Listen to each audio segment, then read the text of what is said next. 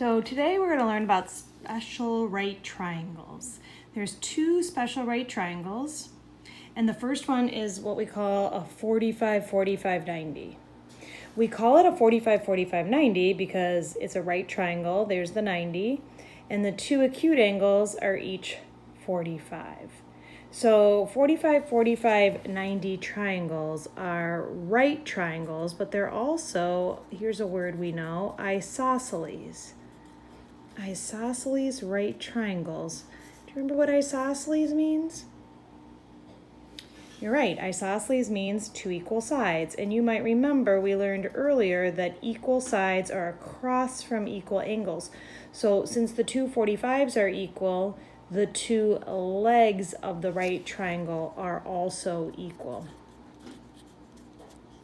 And we're going to take we're going to show why this is true in a second, but if we take the length of the leg and we multiply by the square root of 2, it's going to give us the hypotenuse. We'll show why that's true.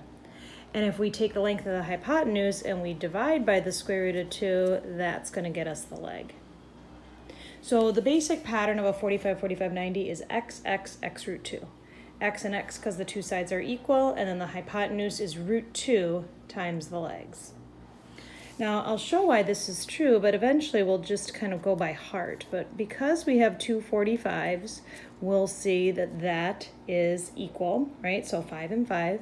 And we remember from Pythagorean theorem, a squared plus b squared equals c squared, right? So we can solve this for c and get c is the square root of 50. But we remember that we can simplify the square root of 50 to the square root of 25 times the square root of 2, or 5 root 2. So the pattern is 5, 5, 5 root 2. Once you see that, you wonder like, well, what would these two sides be? Blank, blank, 8 root 2. You're right, it's going to be 8 and 8. 8, 8, 8 root 2. Now you don't have to show this work, but I'm going to show how we are getting 8.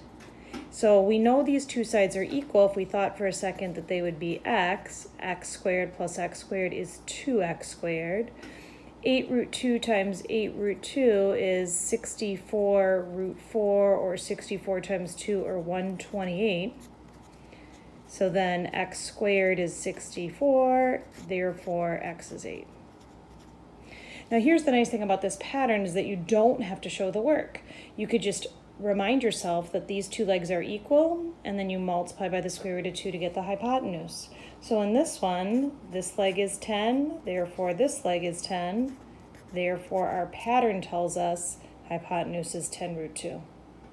And that's really it.